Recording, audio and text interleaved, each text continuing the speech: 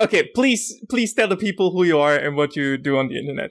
Hi, so I am the boy John, and I don't know how I describe what I do anymore. I'm a YouTuber who used to do comedy videos and now sort of does vlogs and challenge videos and still comedy videos every now and again. A confused YouTuber is probably the way I'd describe myself. Confused YouTuber. So I am one of your longtime viewers, probably, that watched like the 5 Dyson products to stick your dick in. Yeah, the actual first video. Yeah, you have been there a while. You've been in my. We've been aware of each other for a really long time now.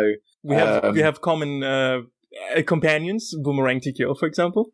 And common enemies like Tuzel. Oh, Tuzel. No, actually, I actually like Tuzel. We talked to each other for like 5 hours or something like that. Yeah, I listened to quite a lot of your podcasts, and it went on for a while. And at some point I went absolutely mental, and we talked about like a trolley problem. I would like to like talk about about another problem later on, which is very, very interesting. It's not as bad as the trolley problem. It's much better. Okay, all right. No, that's good. But yeah, so we've been doing this for a while. So you'll know that my channel used to be sort of satirical take on YouTubers. Yeah, it used to be like a parody of people that want to be YouTubers whilst trying to be a YouTuber. It was this really sort of overly meta comedy, which I think if you were in on the joke was funny, and if you were coming along as a first time viewer, you couldn't quite figure out what was going on. Yeah, you would be lost if that was like, especially the pussy joke. It's like, oh yeah, YouTubers make like taking sponsorships from companies that are like, maybe not, maybe not. Maybe they shouldn't. Yeah, exactly. Do you know, it's interesting because I remember ages ago you put a video out about, what's that game called? That mobile game, Raid Shadow Legends. Yeah. Like I dove a little bit into it and like looked at the companies behind it, and like your a lot of history lesson was fascinating. I had no idea like that they were literally from a company that made slot gambling machines. Yep. Yeah, it was, and I was watching your video just like, oh my god, this is blowing my mind right now. But it really shows that YouTubers don't really necessarily care where the money comes from. Yeah. But then again, maybe that's human. Maybe that's not a YouTuber problem. But it certainly. Because you put out that video maybe a year ago? Would you say? Oh, it's been a while. Yeah. But that made me realize that if I ever do make it, I've got to be careful. Yes, and I advocate for that actually, because I do think that a lot of people, especially in the gaming scene, are doing extremely harmful things to people and not realizing it. The most recent one is like like a big name YouTuber Markiplier, for example, partnering up with AFK Arena. And AFK Arena is one of those deeply, deeply disturbing gacha games. They like really prize on the psychology of like people that have already like a mental problem, you could say, like with gambling. And like, are these people aware that they're probably gonna drive someone into like financial ruin and in psychological ruin with their ads? Like, I'm actually not going back from that. I'm not going back in my word, because I do truly think that those games are like just pure. Not only are they badly designed, they're actually dangerous to people. And I don't know, like, I don't know why it's not legal. Like, gambling is legal at 18 for a reason. We have so heavy restrictions on gambling because it's dangerous. So, like, I don't get it, kind of. Like, then the Raid Shadow... No, please, go on. No, I was going to say, the scary thing is you say they're badly designed, but they're not. They're incredibly well designed, just not for what you think. Not for gaming. They're designed to get money out of it. Yeah. So yeah, like I find it scary. I don't know why people continue to do that. I find it offensive a little bit that people are like, yo, those people are so dumb they're gonna even play these gacha games. And then there are people, of course, that gladly defend those practices. I'm like, oh Jesus Christ, Jesus Christus.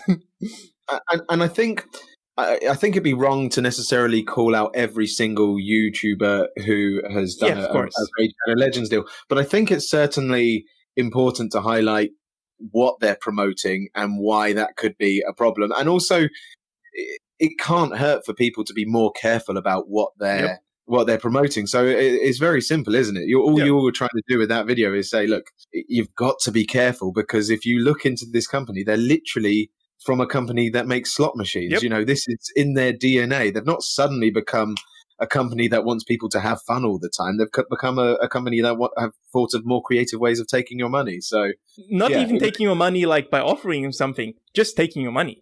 Yeah, exactly.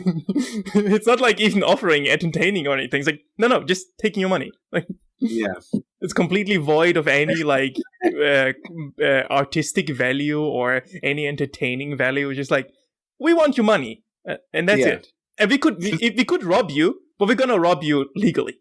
Yeah, we're going to rob you legally, and we're going to make you think that you're having fun. Yeah, exactly. So you're enjoying this mugging. Yeah. Like, am I going to mug you and I'm going to enjoy it? Have it. And those companies have money and they're going to stand, blah, blah, capitalism, blah, blah, big corporations, blah, blah. And I do, coming back to like the whole, talking about partnerships and sponsorships in general, I do think it's totally fair, normal to have those things. It's very difficult for a company to like get their eyes on the product. So I don't find sponsorships or ads or any of those things offensive or anything. Like, it's fine. Like, I think some ads are really well made, like some YouTubers really figure out how to like implement the ad in the video as well. So when this is well done, I'm like, wow, go for it. Yeah, even though I might not enjoy the product, nice job. Yeah, I think that's a really important thing, isn't it?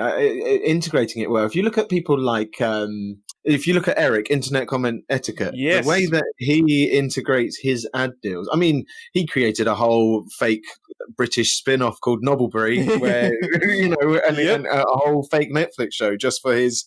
I can't even... Do you know what? This is how good it is. I remember the sketch more than I remember the product. But was it for... it was like for NordVPN, I think. I think Nord... for NordVPN or Dashlane or something like one of those things. Yeah. It was one of the. I think it was a VPN, because he was basically saying, "Oh, you can tune into VPN, BBC and get exactly. with Nobblebury." But it was such a good. It was such a good sketch that you didn't care that you were watching an ad. Yep. And that's. If one day I'm fortunate enough to be in a position where I am earning sponsorship, I'd love to do something like that. Something where people are actually almost excited to watch the ad. If people are excited to watch the ad, then I'm like, yep, good job, sir. You did it. Good job. But now I have to be careful about what it is, in case you call me out. But that's fair enough. I don't feel afraid of calling anyone out. I think I said this before. Like, even PewDiePie has one of those gacha games. I'm like, yeah, people maybe shouldn't defend this. Like, this is not defensible, really. It's like, please don't. Like, big corporations and like have enough like hold over you. Please don't continue like a cycle of suppression. It's like, would it be cool if you guys stopped? But like, humans are humans. Like, what I'm gonna do is like, I can just send out the message out there and say, hey, companies is slot machine, so like maybe don't. Like, but I can't really stop you. So. So yeah, pussy. Pussy, yeah. But you're right. That was me sort of taking the piss out of, YouTubers who will promote anything. Yeah. And it was also just because I'd found this energy drink called Pussy, and I'm so childish that I couldn't help but not find it incredibly funny. I mean, it's funny. This drink existed as well. But because I was making the pussy jokes so much, and because I was doing the bit where I was talking to the cactuses so much, and because I did a bit where I would talk to other Johns, and at one point there was 4 different Johns. Yeah. And the people who were like yourself, who had seen it all grow, really enjoyed it, and then newcomers. I was struggling to get many new viewers that way, because they would just click on a video and go, hang on, what's going on? There's 4 Johns talking, and one of them's talking to a cactus, and he's promoting an energy drink, and then they'd just click off. So it's sort of grown from there to be a little bit more genuine and sincere, but I still struggle with being genuine and sincere on camera a little bit. So it leans on the comedy quite a lot still. And even like the pussy drink became like ingrained in the channel. Like when you dropped it, I'm like, yeah, it's fine. Like that's not that important. But like the more we did it, the more it became like, Keemstar and what was it, like Game of Fuel or whatever. It's like whatever. G Fuel, yeah. I've never tasted that stuff, but I'm mainly because it's promoted by Keemstar. But, it's like the person, the brand, the personal brand. the character brand and the brand itself becomes like one. Like, you cannot imagine like Teddy Fresh without like H3. Like, that's like, exactly. Or without Gila in like, if you want to be specific, but like those two things are like intertwined. Or I think, is there something like the Philip DeFranco that are like super? Nah, probably not. He has his own brand. I used to watch Philip DeFranco all the time. I haven't watched him in ages, but when I watched him, he used to just do his own products. Like, he'd have like T-shirts that say "Don't be stupid." Yeah, sports, sports T-shirts, exactly. The sports T-shirt as well. Yeah, that's one. Yeah. So sometimes the character brand becomes like part of the other brand, and that can be dangerous. For example, like you see that in other cases, because brands will drop you the flick of an eye. You know, like if you have something that a lot of people will email them or send them letters or pigeons. You know, they like, yeah. Sorry, mate, you might have not done anything wrong, but we don't care. Yeah, no, brands are definitely more concerned with their reputation than anything else. So even if whatever's being said about the creator who might be dropped by the brand, it doesn't matter if it's true. It almost doesn't matter if it's true or not. If it's bad publicity, they're gone, you know? And the funny thing is, like, then the other brands come around and say, hello, fellow kids. Like, we support this creator, huh? How do you like that? We support the edgy guy because we're edgy. Yeah, because we are edgy. Like, look at us, so much edge, am I right, fellow kids? I ride motorcycles and have a leather jacket. Yeah. And I drink Monster Energy. It's like it is like on American sitcoms when they have the people come into school to tell you about not doing drugs. It's exactly that. Exactly. But the reverse. Yeah, do drugs, fellow kids. But do drugs, yeah. Now that we talk about this drugs and shit like that in like schools, I am watching from Dimension 20. It's like the college humor guys. A show called Dimension 20, and they basically just play D&D. And it's like right. In this cube and all of these crazy stories happen. So like there's one storyline where they go into a nightclub, lycanthropes like wolf people and vampires attack each other. Yeah. And one of the wolf guys, they talk to him. They cheer him up, and he was a druggie and shit. He goes to the school, becomes the cool school counselor, and becomes the best school counselor in the history of the school.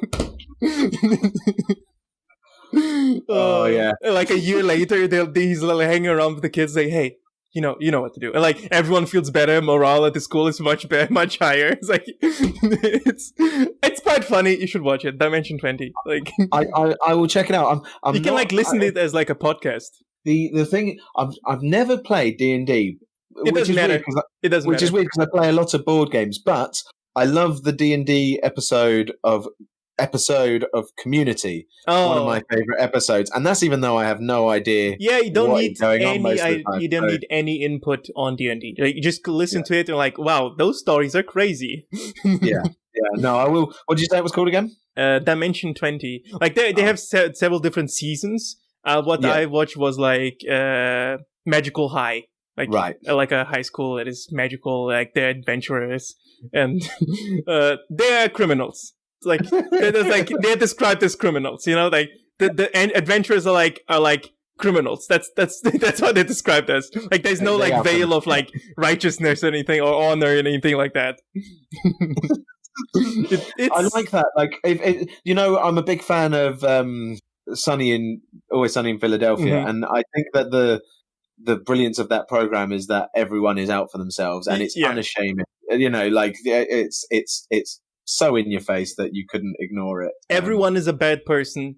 Exactly. And because of that, we believe it because we know those people.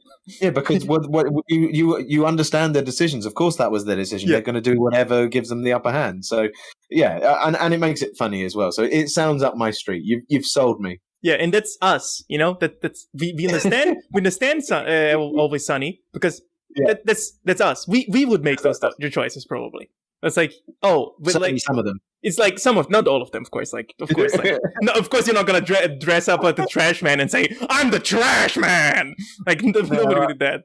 But I have shaved myself with all my hair and covered myself in antibacterial stuff and crawled out of a sofa. That's happening. And like, of course, not everything, but like, it's funny because it's true. It's like, oh yeah, you probably would be that evil, even though like it's funny, but like in reality you're like, oh shit, I'm that guy. Anyway, I'm that guy. I'm the neighbor's kid. Fuck. I was watching a relatively new one the other day where they're trying to decide whether or not they should stop a guy jumping off the roof of their pub, and they try and come up with an algorithm that will help them decide whether or not to save the guy. And then they eventually decide that they should go on the roof, but they should push him off because it would be better for business. and just watching them come to that conclusion is just it's brilliant. It's so well written. Yeah, so well written. I've not seen the episode, but I think like it's very easy to come to bad conclusions. Not bad, to come to like morally questionable conclusions, depending how you put the data. Like I like to read stats and stuff like that. And every time I listen to someone, according to those stats or according to numbers, I'm like, I want to know what those numbers actually mean, where they came from, who made them, and what interests may be behind that. Because oftentimes, like, crime number for group X is higher than for group Epsilon. I'm like, how big are those sizes? What's the historical reason behind those things? Like, I don't even want to like know the full thing because stats can help you a lot, but they're like mostly faked. Like, not fake, but like pushed in such a way or presented in such a way that it can go both ways, you know? Oh, you can always find a stat that will help you make your point. Yeah. Even if you could also use the same stat to make a completely different point. It's all about how you dress it up and package it. Yep. It's like the typical 1% to 2%, like 1%, 2%. Oh, it's doubled. How many? 2. From 1 to 2. Yeah. It sounds really a lot when you say, oh, it's doubled. But like, from 1 to 2, it's like, oh, the difference is 1. Oh, okay. If you say it's climbed a percent, it doesn't have the same sort of. Like it's climbed a percent, but it's like 10 people. Oh, but you could also say it's 100%. It's grown 100. Or 200. It's grown 200% depending on how you see it. Like, come on.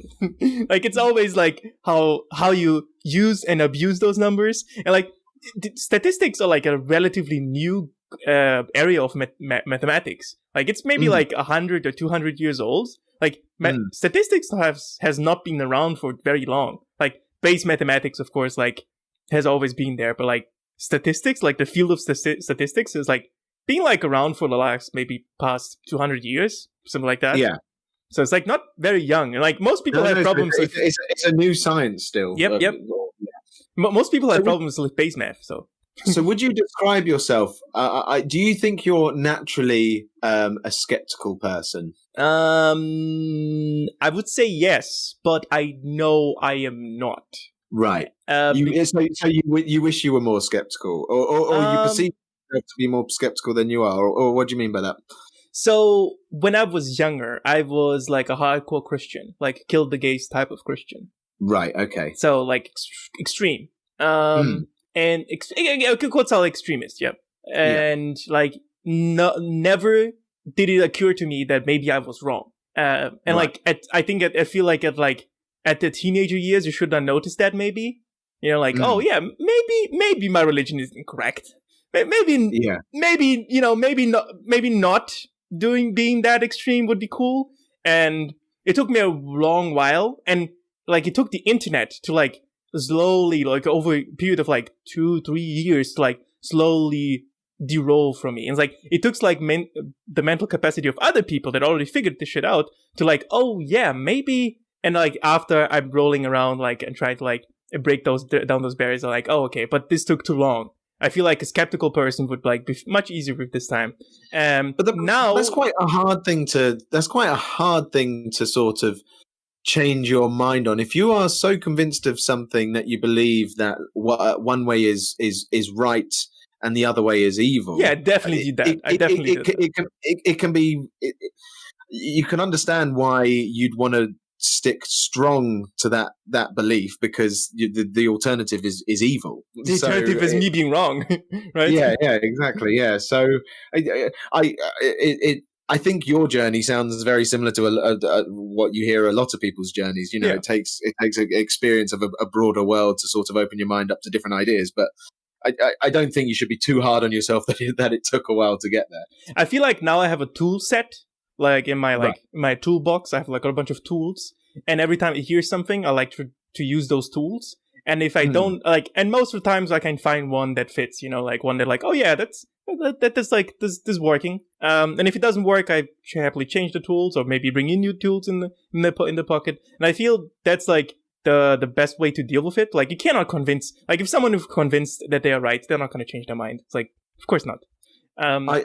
I do this very simple thing now whenever I get into a debate, and it's not new, and other people do it, but I sometimes just ask, is there anything I could say that would change your mind right now? And if the answer is no, I normally just end the conversation. Yeah, like because there's no reason to. Like they have convinced themselves that is true, and whatever goes beyond that, it's like, yeah. Like, and I truly thought once I deconverted, basically, I thought everyone that is more active on the internet would be a full-fledged atheist. I'm like, well, yeah, sure. Like the moment you enter the internet, you're like gonna be bombarded by so many like inputs that are like controversial to your worldview. You have to change your worldview, right? Like after a while. But no, that's not the case. I'm like, oh, okay. And the thing is what we have to realize is the way that the internet and every facet of the internet, especially social medias and especially things like YouTube in particular, but Google as well, because they're all social medias that are based on algorithms. If you fall down a rabbit hole, you're going to become so convinced that the world is how that rabbit hole portrays it. So if I was to go onto YouTube now, and if I was to watch a flat Earth video, the algorithm would start giving me more flat Earth videos to watch. And eventually I would just become convinced that everyone around me must think the same, because all that is being presented to me on social media, all that's being fed to me by the algorithm is that the earth is flat. I then go and start reading other things like that. So my broad point here is, if you believe something and you go online and then you seek that out, you will probably just end up believing that thing even more than when you started your search, basically. Yeah, like the filter bubble. Like there was like a guy on the internet called Dr. something. I forgot his name. He's exited the internet. He does not exist on the internet anymore. He's not dead. He's probably alive. But he talked about a filter bubbles. Like you have like general filters like there are certain things that like you won't find in any way, shape, or form. Doesn't matter because they're not shared by anyone. And then this is like the basic filter, right? Like nobody, like very few people know about this. And then there's like the media filter itself, like, you know, big corporations or like corporations in general just don't want to share certain stuff because like it can be damaging to the brand, totally understandable, and can like drive down sales. And then there's like your personal bubble begins, you know, like what the stuff you search. And then there's an even more personal, hyper-specific bubble, the stuff you click on. So it's like, this is like, there's a huge room of like knowledge, and like you get like a very, very small percentage of that because of all those bubbles, all those filter bubbles. They like filter and filter and filter and filter. Now, I try to like engage with like everything. Like I watched the odd flat earth video here and there. I'm like, yeah, it's like an argument I heard like a million times before. It's like been debunked like for the last like 100th century. It's like cool. Like yeah. Like it's a cool, nice. Have heard it. Like it's okay. And then you have stuff like the best example of how like people like convince of themselves. There's this like flat earth documentary about like a bunch of flat earthers go out and search for like proof that the earth is flat. And they want to disprove that the earth is round by doing an experiment that would prove that the earth is round. And it proves that the earth is round. And they said, oh yeah, the data is wrong. They do it all the time. They've done it. There's been so many flat earthers who sent up sort of weather balloons and who try to find the ice wall, and and they constantly prove that the world is round. It doesn't really matter. The thing is with that is, if you become convinced that you are right and that nothing and that your view of the world is right, you will come up with a reason why that information was wrong. You'll say, well, it must be government interference. It must be some sort of conspiracy. There was some reason why that thing didn't work, which isn't that I was wrong. So it's I think that this has become maybe a broader conversation about the state of sort of the internet and social media. I like to talk about this. Just go and what have you. But the state of the world is that you can become so convinced of your side that I think the divide between sides becomes greater, and I think that the tolerance of each side becomes less, because if I go on my social media, Brexit, for example, you brought up Brexit earlier. I voted against Brexit. I wasn't interested. I didn't want it. Everyone on my timeline was exactly the same. So I was convinced that that's how everyone thought. I was well, everyone on my timeline is Remain, so therefore it's going to be an easy Remain. And then what happened was, people on my timeline were so cross, as was I when it was Leave, that then people that voted Leave became evil, and become tarnished with the same brush, and that's what I mean by sides not being tolerant of each other, and how easy it is to get swept up in your own little bubble. Because as far as I was concerned, it was black and white. It clearly wasn't.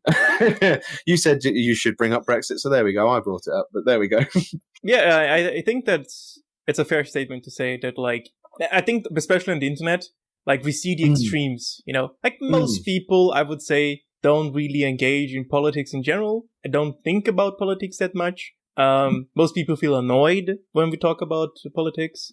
Most creators shy away from politics because they fear being caged into like political orientation, and like having words or having like statements associated to them. And like, I totally get it. Your job is to entertain. Your job is not to necessarily like say anything political. So if you want to distance yourself, I totally understand.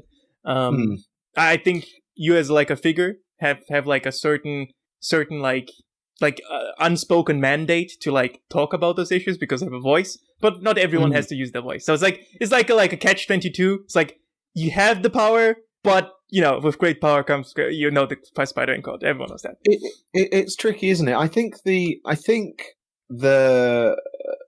best way to sort of address these things is to just not expect everyone to always agree all the time. Yes.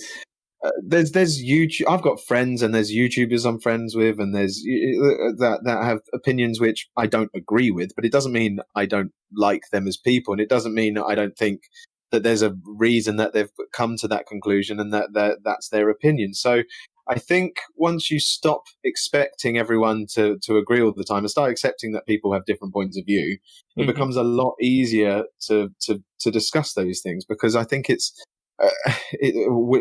everyone's got different experience of the world, and therefore everyone's approach to the world is going to be completely different, and the way they see things is going to be completely different. So it's only natural that that everyone has an opinion, and it seems weird to shy away from giving your opinion.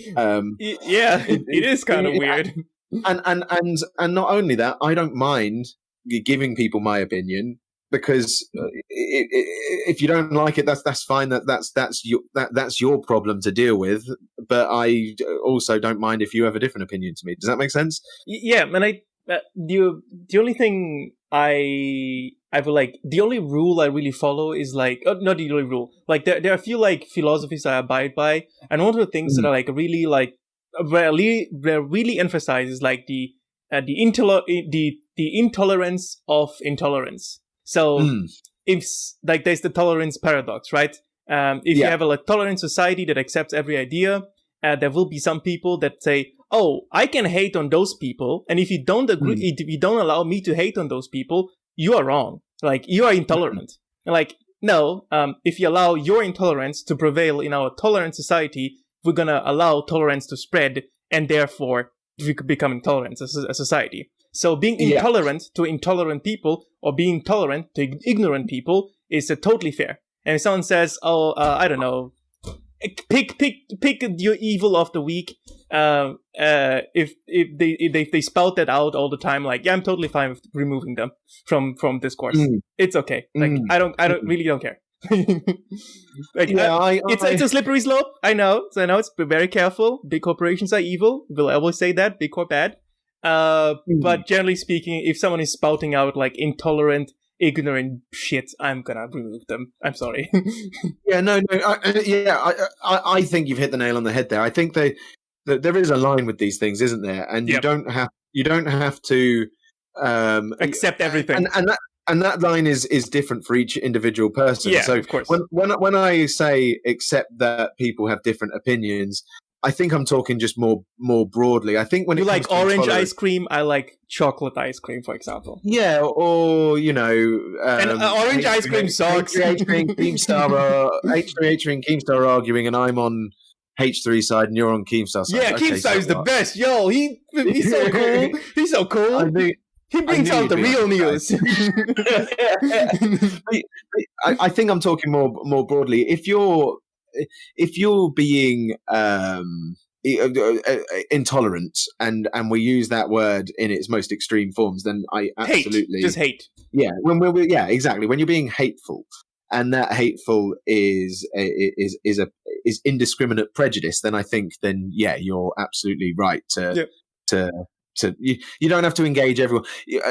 Part of me saying I can give my opinion is also acknowledging that I don't have to engage with anyone if I don't want to. So that's what I mean, I think. And it's a very typical topic to talk about, because like it's like the whole, what was that, like it's like in the gaming scene there's this whole Dark Souls should like not have difficulties selections, right?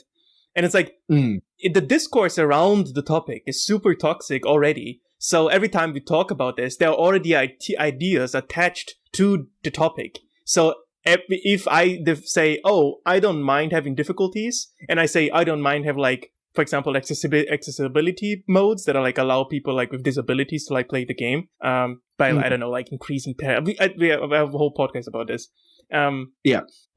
It's like there's already so many memes and like preconceived notions attached to this topic that everything you say will be taken by one of the other extreme and be like driven, he wants difficulty modes and that's cool, and the other side is like, he wants to ruin our games and make it so journalists that don't know anything about gaming play the game. Like, not really.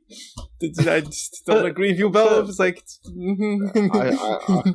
I didn't know about this argument, but it sounds to me like there's some people that feel like they're part of an exclusive club and they don't want to let anyone else in. Yes, exactly. That's my complete outsider opinion just on that little snippet like you've given me. That's two what it sounds exclusive like. clubs, and they both hate each other, basically. Yeah. High school all over again, basically. The jocks and the nerds. Literally. Yeah.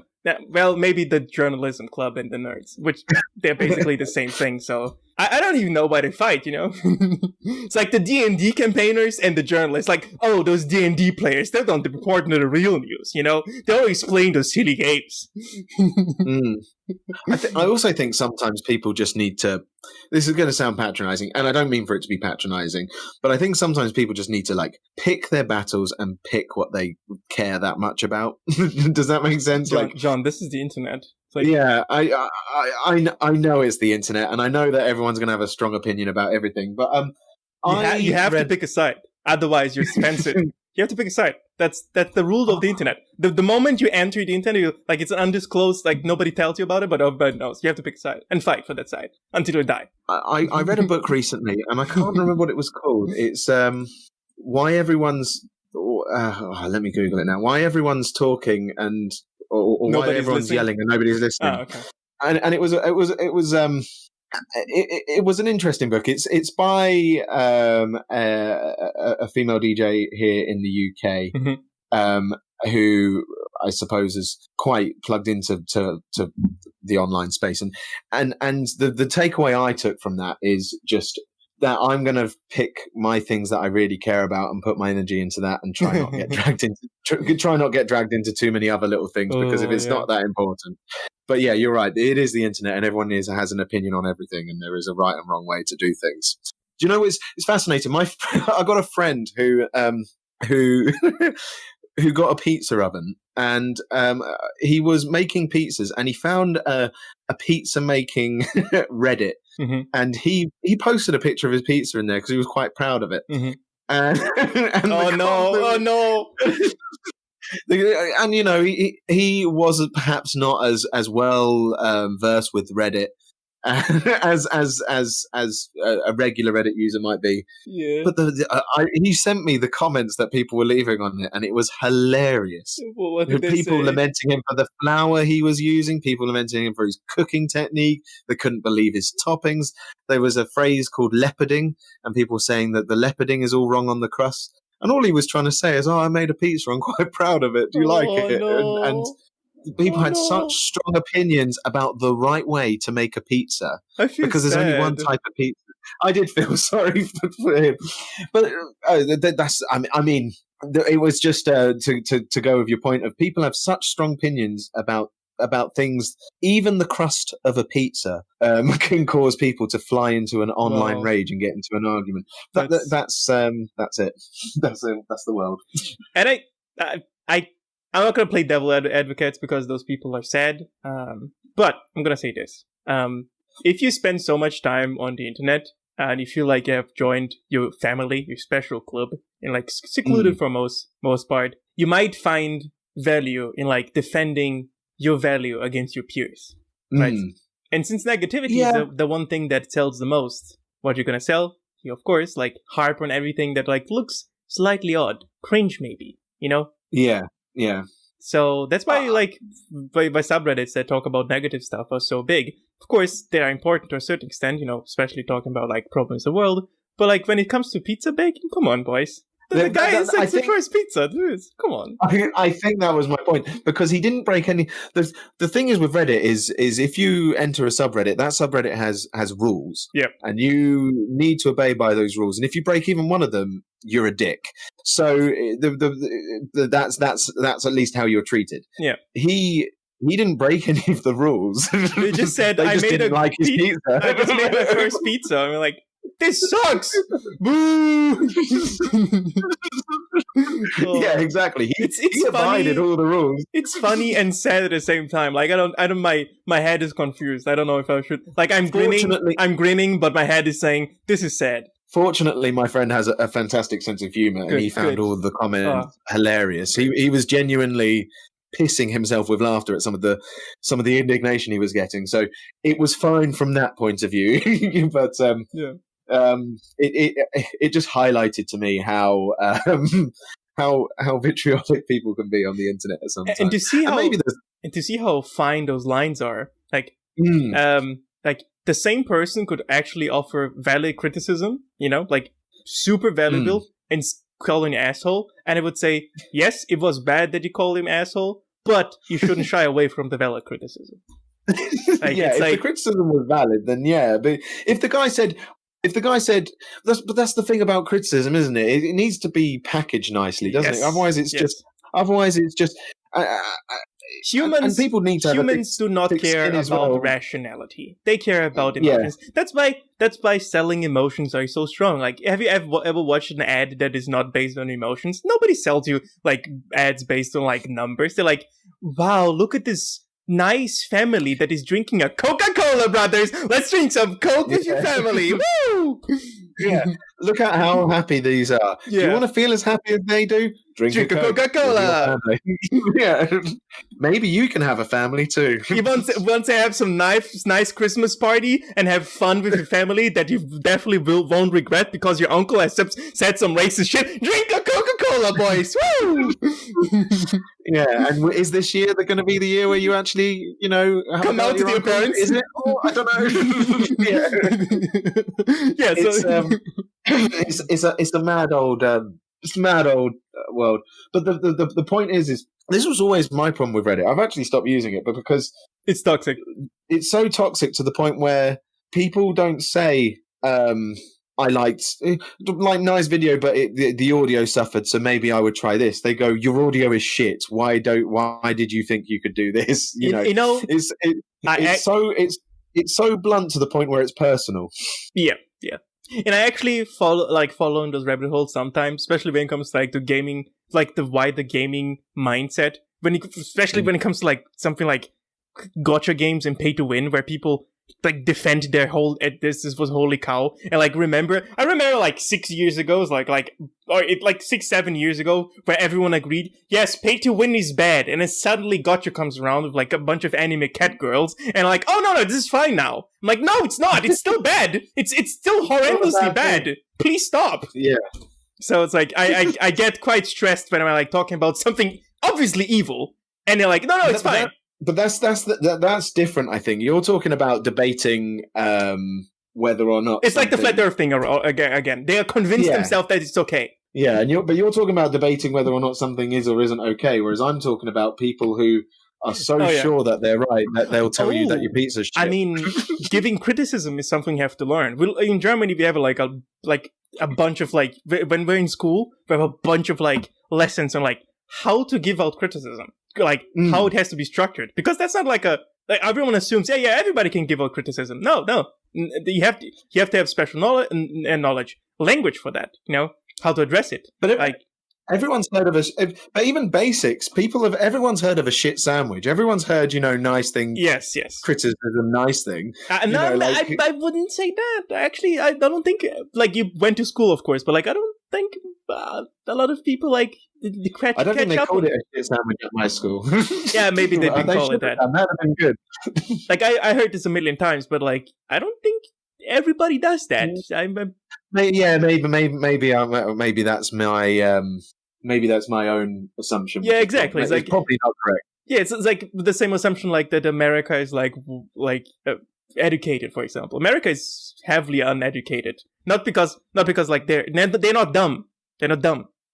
Their school system is just shit. So it's I don't know enough about American it's the education same. It's the same in Brazil. But it does seem to be quite big disparities between different areas. Yes. That sort of happens here in the UK, but it's such a bigger country. In Brazil, we have the same thing. In Brazil, we have the same thing. So it's did you grow up? You're Brazilian. Yeah, There's even a bigger.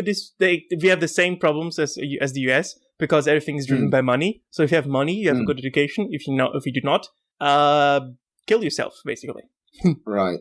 So when did you? This is interesting. So when did you move to Germany then? 2000 something. I was 9 years old or 10 years old. You were 9 years old. So as a 9-year-old, were you able to observe those differences, or was that something that you were able to reflect on? So we live in I was middle class, basically. So it's it was fairly okay. But I noticed friends of mine that were a little bit poorer. They didn't go to the same school. I always asked myself that. Of course, now I'm old. I'm okay, all right, I now understand. Yeah. But my mother always went extra hard on my education and always paid up the ass. She would. There would be months, I think, where she didn't have much money and would still pay for my education, so I just could go to a private school, so we have a better education. And in Germany, of course, everything is tax driven, tax paid, so it's same level but better. But even then, there's the opportunity for disparity. Probably less so. But I grew up in North London, and where I grew up was incredibly sort of multicultural. It was a very it was quite an exciting place to live. I didn't really realize that as a child, but it was also not always. It was also had poor parts to it. Yeah. So when I was at school, I was sort of I was doing really well there. I was top of my class. John, the smart boy. Yeah, exactly. I was, but I'm not saying that to be. I'm just yanking a chain. But then my family moved to Cambridge, which is we only moved an hour away. But we moved to a village, and the village was completely different. So I come from sort of maybe not working class, but sort of a poor area, multicultural, to a very white middle class area. Yeah. And the school was so much better.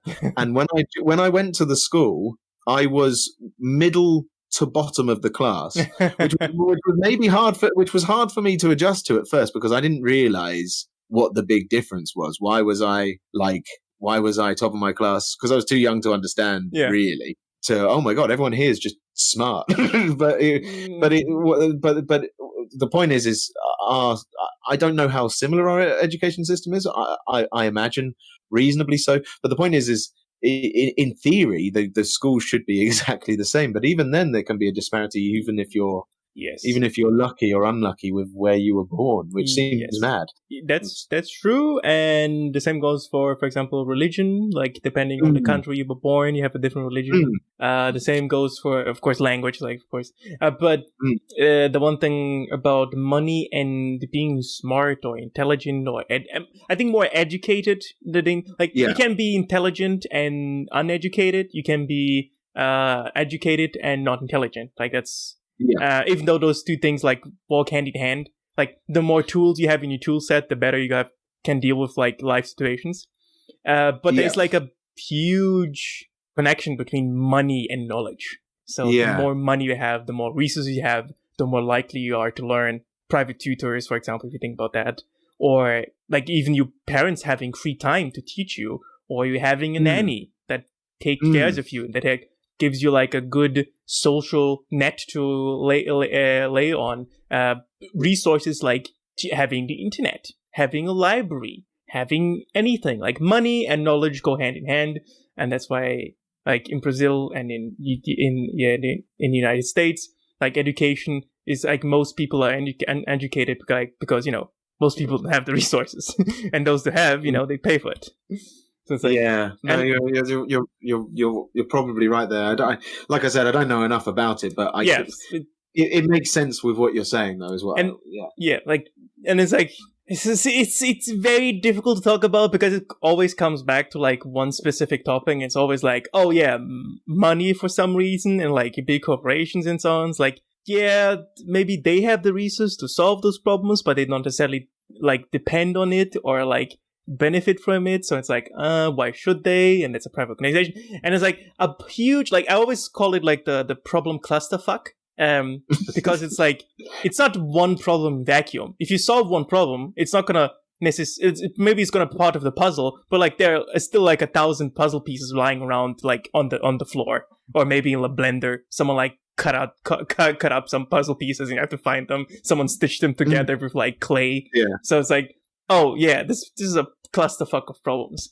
And even though I like to talk about them, like wax poetically about, like, oh, look at me, I'm so much better, I know so much more. Like, I don't actually have a solution. I don't know. I have no fucking clue. Like, I just it's like observing animals and understanding animals, right? You can observe bees, but you cannot understand what the fuck they're saying. No, they're probably saying something, but I have no fucking clue. Like, but you're going to find out what those sneaky bees are up to, because I'm with you. They're definitely up to something. It's fucking bees, they sting. They're like, for no reason. Sometimes they have like a movie and shit that they steal someone's girl. I mean, he's kind of a jock, but come on, dude. That's not cool. Yeah.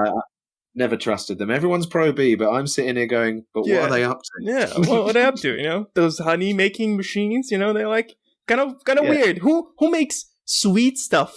Who makes sweet stuff as their housing? Why did they make honey so tasty? Why are they trying to get me to eat it? Yeah, that's like Bill Gates. That's why he's funding these things. Yeah, putting microchips in honey. Yeah. He's microchipping this honey. That's why it's so goddamn tasty. So we're talking about conspiracy and philosophy. I have the trolley problem, but it's not the trolley problem. It's the shopping cart problem. The shopping cart problem. And how does a trolley and a shopping cart differ? A lot. So, okay. You go buy some groceries, right? Go to the parking lot. You park your car a little bit further away because there's no room. Go to the shopping cart thing. You take one, take one shopping cart. You don't have to insert the coin. It's one of those old ones. You go buy. It's a lot of bought a lot. You like, it's middle, like closing hours, like really late at night. You're tired. You're going to work. Go back. You put your groceries in your car and you look at the shopping cart. Now here's the decision. You can choose to leave the shopping cart there, right? Right. And nothing will change. There's no one will reprimand you for it. There's no moral quandary here. You're totally fine to leave the shopping cart here. They have people to pick up the shopping cart and bring it back. That's a part of the job, kind of. Mm-hmm. But you can bring the shopping cart back. What you do? I'll probably take. I'm guessing that you've given this a lot of thought. So, but my gut instinct is nobody's gonna look at you badly, no weirdly. Like there's no moral quandary here. You can leave the cart, but you can also bring it back. I think I'm taking it back. All right. I don't know what that says about me, but my instinct was just, well, I'd take it back. I couldn't tell you why that was my instinct then. Probably learned, like to be like just like a don't be a dick and like bring the cart back. Just to do the right thing, because you're right. In the scenario you've painted out, you're literally saying there's no reason for you to. Yep. There's literally someone whose job it is to go and collect this. Part of the job, not their job, but like part of the job. Yeah. There's no moral quandary here. It's like it's just a test of like, are you that dick that says, nah, fuck that? It's like so someone can do that for me. Like I paid for my service. Like.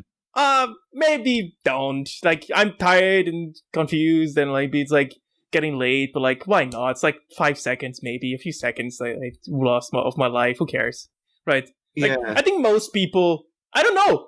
I've not made this like this questionnaire like worldwide. Maybe a lot of people would say, yeah, no, fuck that. The thing is if I go to the shops and there is a shopping cart just left by a parking space. I'm the person who's annoyed that someone's just left that. Yes. It made it difficult for me to park or whatever. So maybe it's also just a convenience thing. I know if I take this back now, yes, someone might come and collect this eventually, but their job involves lots of different things. So this could just sit in the car park for ages and get in the way. So I'd rather not be a nuisance and take it back. Because I know that later on when I'm driving in my car and I see a shopping cart there, I'm going to be annoyed. Like, motherfucker. Yeah, exactly.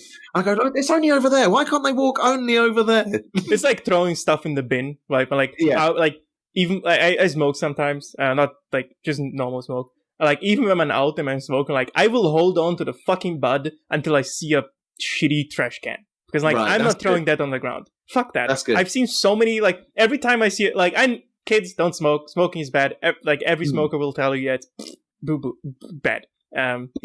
Like if you smoke, please hold on to your bud and throw it in a trash can. Okay, like do that at least. That's the minimum you can do. Like that's, and I hate it. And like I look at the ground like, motherfuckers, put the bins, put the fucking thing, the bud in the trash. It's literally a trash bin. Like sometimes you see like a trash bin and there's a bunch of like cigarettes around them. Like why?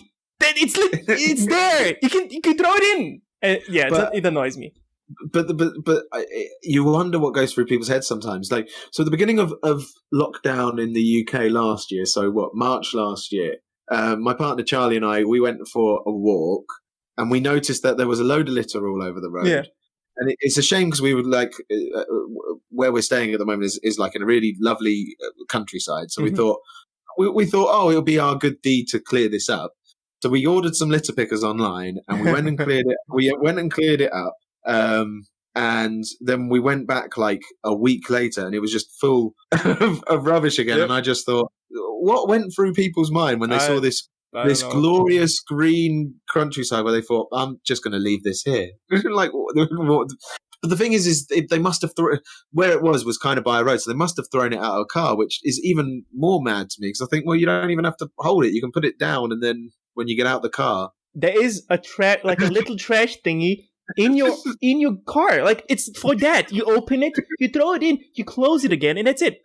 It's like. But I didn't get annoyed. I just got. It's like I didn't get annoyed. I think it's like, come on. It's like the minimum amount you can do. It's like the shopping cart thing. It's like the minimum amount you can do. Oh, of course, nobody's gonna like look at you like say, "Oh, you're a bad person." But like, come on. It's like it's not difficult. It's the fact there's no. I do get annoyed by that. But what I'm saying is, at that point in time, I I did the classic, like, when you've upset a parent. I wasn't annoyed. I was just disappointed. I just remember going out there and just feeling like deflated, just like, well, I'm not even cross. I'm just upset. Humans in their weird bullshit that they pull all the time. Those fucking humans. I kind of, I have a very weird relationship with like I forgot always this. There's a smart word for like hating humans. Something.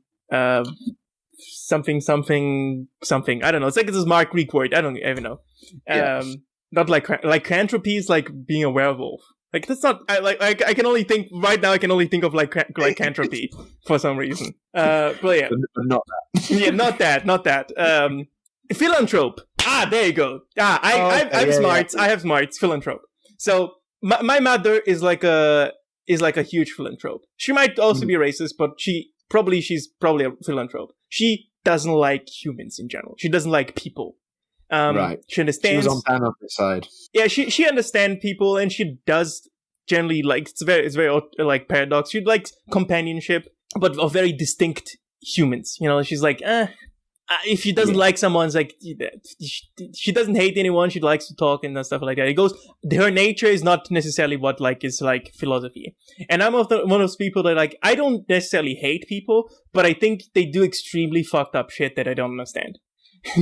And sometimes it like some people like, oh yeah, it's like that. I'm like, no, but why? Like sometimes I found shit out that is like totally normal to people. I'm like, what? What? And it always catches me off guard. And like growing, maybe I also have a problem with like sometimes understanding stuff because I'm slow. But as growing up as a kid, I'm like, why are they doing this? Like especially like in history class when like we talked about like what happened, and I was like, it's always about the facts, right? And I always wanted to understand why did they fight though? Like what is like their inner reasons for that? Like why did they decide to let a bunch of people go to war with like guns and shit? Like did they understand what they're doing? Like are there like any like clues, like their inner monologue, how that went? And history doesn't concern itself with like emotions very much. And I think that's like actually a bad thing, like because humans are inherently emotional. Like of course we can use I think rationale, but I think sometimes in history they try and detach emotions basically. But sometimes there is some understanding to try and go on to try and describe what the current climate was that allowed certain feelings to brew. But you are right in that it is hard to look at something as just fact without understanding the emotional drive behind something. Like if like a king decides to like go to war, like there must be like some emotional reasons for that, right? That can't be completely rational. Because like people will die and how much money is gonna cost. So like it's a completely irrational thing to go to war, basically. Yeah. It's to be honest with you, for us to there's so. I understand what you're saying as well. It's just you're basically saying you have this need to understand why. It's not good enough to just The facts are good to maybe know, and like, but I want to know the inner workings. Like maybe there was like ideological reasons. Maybe there were like personal reasons between people. Maybe there is some underlying issue like with their like political system, and often it's like, oh yeah, war happened, and like that's it. Like what happened at that time, and that's it. I think that's why there is a fascination at the moment on Netflix, but I suppose just in general at the moment with like historical dramas. No, I was going to say documentaries about like serial killers and stuff. I think I think people just want to. This is going to is a dark term, but I think people are so fascinated with the why. How did this person become like this? The problem is those documentaries won't give you an answer because we don't have one. Because they don't have them. They just tell you what happened. So sometimes they feel unsatisfying, but there seems to be a huge boom of it at the moment. And I think that what you're saying is something that everyone taps into. Yeah. Is what I want to understand, this thing that I can't possibly understand. Yeah. Unfortunately, trying to spend time trying to understand things we'll never understand is sometimes maddening. But I think it's a good thing to pursue, though, to try and have an understanding. Psychology tries that all the time, and even though we're like not that far, like psychology is also super like, you know, psychology is like you think statistics is a young subject. You know, psychology is like maybe the last 100 years, if I think it's not even 100 years old. Like psychology, like going really deep with hard data. Like it had this happen. Like Freud was still like a soft psychologist. He like, oh yeah, the mind always thinks of dicks, and that's the dream you have. That's it. Like and it's still sadly one of the like least respected sciences as well. Like I was so Charlie went to Oxford and she studied biomedical science, and she told me that that unfortunately, more often than not, that people that were studying psychology were almost seen. And this wasn't something she agreed with. She was just explaining to me what the culture was. It was almost seen as a lesser science, you know. Oh, and you're here studying psychology. So if at the top levels of education here in the UK, at least, because Oxford is obviously a bloody good university, there's still an attitude of I think psychologists. I think psychologists will be one of the, if not the most important jobs in the future, because you will have like so many. You will have to understand the human mind to prevent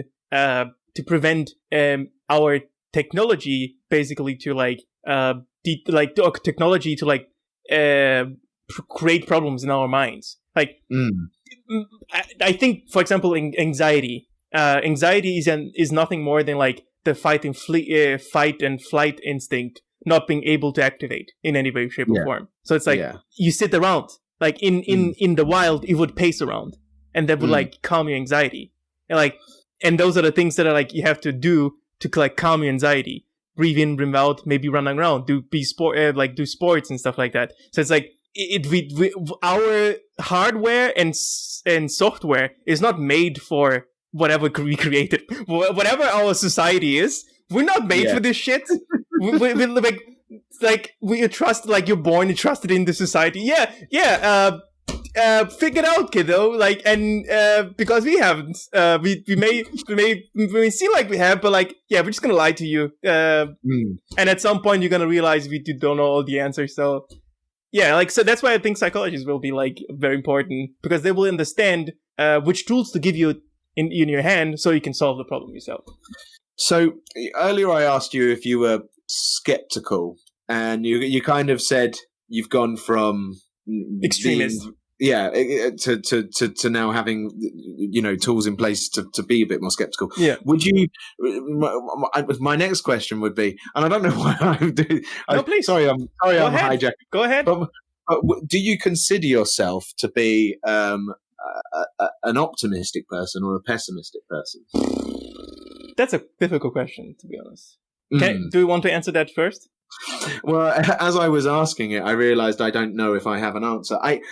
I like to think of myself as an optimistic person, but I do often catch myself in moments of pessimism. So I know what I would like to be, and I know what I think I am a lot of the time, but I know that it's not. Maybe what I'm saying is no one is simply optimistic or pessimistic, but I want to be an optimistic person. Okay, so that's a good answer. Like very neutral. I have a very clear. I think I have a decent amount of understanding from having two like cultural backgrounds and like generally knowing where the world is going. I think we're moving in the right direction. People are getting more moral. Like we don't kill people because they stole something, or like we don't chop up their hands off because they stole something, or like carve up their eyes or something like that. We're not cruel as a society anymore. We have dips in society where like, oh yeah, it's a little bit cruel, but like generally speaking, we're moving in the right direction. Like everything is becoming more fairer. We're actually caring about the environment. We actually care about the other human beings. The world is moving too slow and too fast at the same time. Technologically, the world is super fast. Like, could you imagine that? Like 10 years ago, talking to someone over the fucking internet that speaks like not broken English, but like speaks English as a second language? Probably not. 10 years, 20 years ago? Probably. This is fascinating for like 10, 20 years ago. Yeah, it's 10 years. That's nothing. It's nothing. It's like you were born, you're like still a child. It's like nothing. Imagine people that were born when the internet began. They will experience the brunt of like all the technological like advances now, and they will see more technological advancements in the future. So it's like this part is moving extremely fast, and our political side and maybe our moral, like social side is moving extremely slow. So one part is extremely fast, and this causes like a lot of friction. And therefore, I think realistically seen, we're moving the right direction, but it's too fast and too slow at the same time. And I see like driving towards the cliff, basically. Okay, so I thought you were going to go for optimistic because you were saying the chart is going up. It might dip up and down every now and again, but the chart is going in the right direction. But then you said you were heading towards a cliff. Yes, it's like It's like driving, like orcs from Warhammer. Yeah. So Warhammer orcs, if they believe in something, it's like technology works, right? Like if they paint something red, it becomes faster. So basically, like orcs, we believe it's gonna get better and better, and it's gonna go better. Like our technology is gonna get better. Maybe our society, we're gonna be very like maybe happy with ourselves, but we're driving like with like 1,000 miles per hour in the direction of a fucking cliff, and we know that we can see the cliff. Like we can see the cliff. We see the cliff out there. It's pretty clear. Like it's like but we don't. Generally speaking, as society, we don't really care because we're enjoying the moment. And even though I see the cliff, I'm pretty pessimistic. I'm like, I'm just along for the ride, basically. So we're looking out of the side windows rather looking out the front window. Yeah, so basically that. No. Actually, people are actually looking at front. Like they know it's coming. It's like it's okay. But like. I'm like just along for the ride. I'm like, yeah, sure, paint the car red. It's okay. Let's drive for a while. Like because I don't see humans. So you're a pessimist who is able to be optimistic in the moment. I'm a realistic pessimist, you could say. Right. Yeah, that's a good way of putting it. Like and like I forgot about a train of thought. But yeah, the realistic pessimist. And it's like, it's not like, after humans are gone, the Earth is still going to be around, the universe is still going to be around. We're not that important, We might pride ourselves to be like the pinnacle of like of evolution, but like, we're not that smart, to be honest. Like, we're not that smart, our brains are not that evolved, our human bodies like not really like if something happens to us, we can, like, for example, lose an arm, we can regrow that. Other species can do that. Why can't we do that? That's garbage, Like, well, have you seen the Amazing Spider-Man? That's what happens there. They try to splice humans and lizards, and it all goes wrong. Oh yeah. Lizard people, scalies, huh? They want to show. It's a message. Lizard people, but no, like I'm a realistic pessimist. It's like it's very comforting to know that we, generally speaking, are moving in a better society. At the same time, I'm well aware that like there's a big cliff coming up, and it's okay. I think, but at some point you have to like accept it and say, it's fine. Like just go along for the ride. It's like why care? Like why? Like at some point you can't really defend. Like we're so small in the general terms of things that it's kind of difficult to care about someone that will live 1,000 years or 2,000 years or 3,000 years in the future from us. So when you see this edge of a cliff, you're not thinking about. Are you saying that you don't imagine that in our lifetime? No, not really. It's like a lot of there's a lot of doomsayers, like the whole environment thing and the whole like rise of like ignorant people. I would say definitely not one ideological party. It's like just ignorant people. Or ignorance in general, but it's not our lifetime now. Not really. Like this stuff takes a while, and at this point, we have like built such a good structure that we can definitely live for a while. Yeah, for a while. Like for a while, there will be, of course, instability here and there. We can see that everywhere, but like it's not gonna fall apart. Yeah. No, that makes sense. I was just, maybe that explains then why you're. And why you can be what did we say it was a pessimist, a realistic pessimist. Is that the phrase we signed off? Or the cool kids called it doomer. Doomer. You're a doomer. I like that. I'm now a cool kid because I quite like that. You're a doomer. Yeah, but a doomer that has accepted their fate. So I don't know if there's a new word. Maybe I think those people are actually called bloomers because they know that even though everything is doomed, it doesn't really matter, and they go look up for the sun in the morning when it comes up, or like the rain the sweet rain when it rains from the sky. So it's like maybe a bloomer as well. Doomer, bloomer. You can call me both. So you're able to be zen in your zen in your existential dread. Yeah. Although it doesn't sound like existential dread, but you know what I mean. For example, when you find out you're adopted, right? At some point you have to accept that you're adopted, and that's it. And you can choose to like reject your family that has brought you up, and or you can choose to like say, hey, it doesn't really matter. My family is the one I choose, and that's it. Yeah. There's always like choices you make in your life. That sounds very guru-like, okay? Nobody follow my lead. Search for your own. Search for your goddamn own answers, okay? I'm just offering you like options here. Don't follow me. The amount of people that have found out they're adopted and then tuned into this podcast, I don't know how many that will be, but I wonder how many of them are now listening to your advice. So in that case, maybe would you describe yourself as relaxed? Are you a relaxed person? No, but for other reasons, maybe. Like, I'm an extremely angry person. Like, do you have, like, I'm not angry in the sense of, like, I lash out. Angry in the sense of, like, pissed off. Yeah, I do hate, like, certain parts of my own identity that I don't like. Right. And I constantly fight against that, and that takes huge mental capacity, which, like, is, like, constantly trying to fight yourself. So it's like, you like spend 50% of your time fighting yourself, so you don't like fuck up or like lash out at people, and the rest of 50% is like for other stuff, and that brings me to like a constant state of exhaustion. So yeah, because then the problem becomes that you're cross at the fact that that's where your energy's going. Yeah, I feel constantly tired, basically. Well, it's a problem. I know it's like, and it's like. It has become slowly better. They had, like I said, getting the right tools in the right place. But it's like, I feel like everyone has this part, but not so extreme, maybe. Yeah, I think everyone, you're probably right. Everyone may be able to. I mean, the 100-day challenge you did. The 100-day sports challenge you did. That was basically it. You're fighting yourself. Like, I need to do this. I want to do, I need to do.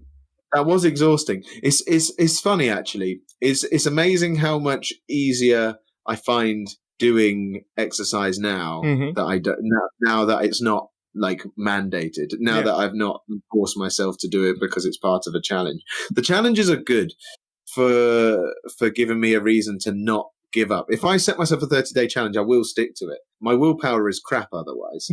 But, you know, my willpower is awful unless I do the 30-day challenges or the 100-day challenges. But with that particular one, it maybe 100 days was too much. I mean, the results were good, but at the end of it, I was very grateful for the challenge to end. Yeah. Are you continuing to do sports? I was actually physically exhausted, you know, like mentally, mentally exhausted. Yeah. Are you going to continue to do sports? I've been doing it about 5 days a week since. Oh, okay, that's good. And I've continued to lose weight, so from that point of view, I'll just keep going until until I die.